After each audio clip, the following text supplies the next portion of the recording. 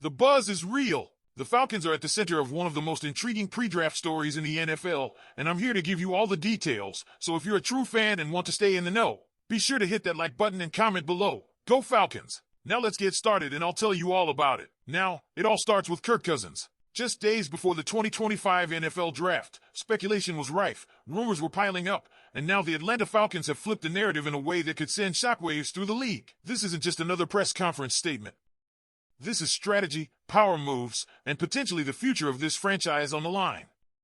You may have heard rumors about a possible Cousins trade, possibly to the Cleveland Browns, until they opted for Joe Flacco. The reported delay? Atlanta reportedly demanded that the Browns take on a larger portion of Cousins' contract than they were willing to. But that version of the story has just come to light. Enter Falcons general manager Terry Fontenot, who spoke out publicly to Sports Illustrated's Daniel Flick to debunk those rumors. His words? The report that it's a specific number is not accurate. And then the kicker, there is no starting price for Kirk Cousins. None. Let's dig in. No starting price. This changes everything. This isn't just a negotiation tactic, this is a message to the rest of the league. Atlanta might be more flexible than anyone thought. That statement alone has likely reignited interest from quarterback-hungry franchises like the Pittsburgh Steelers. Their QB situation? Still up in the air. Aaron Rodgers hasn't signed. Their draft strategy might skip a quarterback in round one. Fontenot's move? It's chess, not checkers. And what's most fascinating? The Falcons aren't panicking. They're plotting. They're using the draft weekend as leverage. They're putting out just enough information to stir the pot, but not enough to give away their hand. If Cousins is still in Atlanta, it's not for a lack of interest. It's because the Falcons are waiting for the perfect storm, a team desperate enough, a pick valuable enough, a moment critical enough to pull the trigger. But that's just one part of the storyline. Behind the scenes, the Falcons are laying the groundwork for a new era of talent. Zoom calls, private visits, scouting reports, it's a flurry of movement that tells you one thing: Atlanta's front office is not sitting still.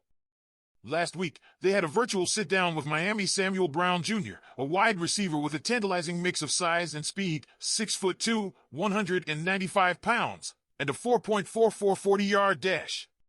He's projected as a day 3 pick, but don't let that fool you.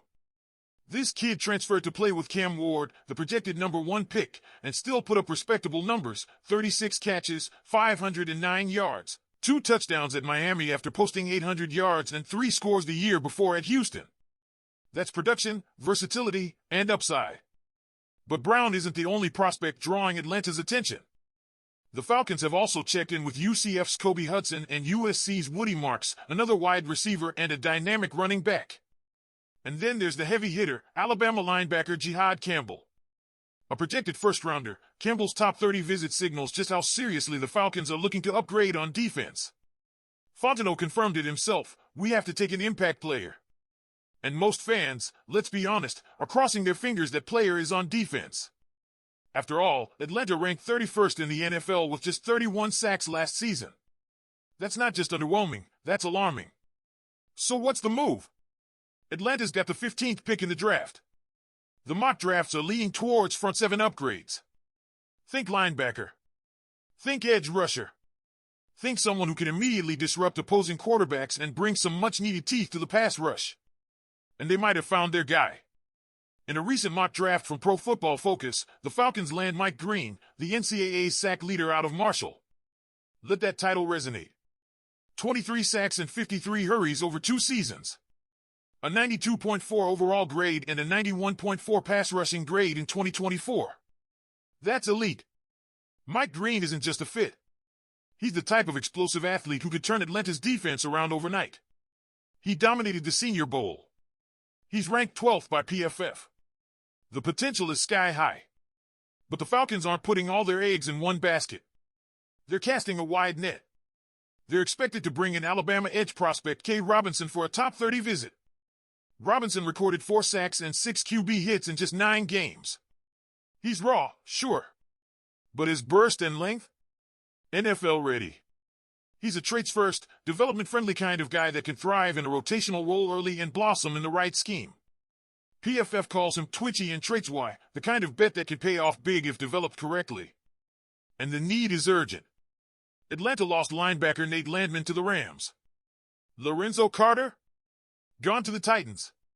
Matthew Judon hasn't been re-signed. Even with the addition of veteran Leonard Floyd, there's a glaring hole at outside linebacker. A guy like Robinson could be a plug-and-play rotational piece from day one. All of this paints a picture of a front office that's not just reacting, it's anticipating. The Falcons know their weaknesses, and they're working every angle to fix them. From trade rumors to late-round prospect scouting to top 30 visits with potential stars, this is a franchise that's trying to build something lasting. But what do you think? Should the Falcons move on from Cousins now while the market is stirred? Or is holding steady the smarter play? Drop your thoughts in the comments.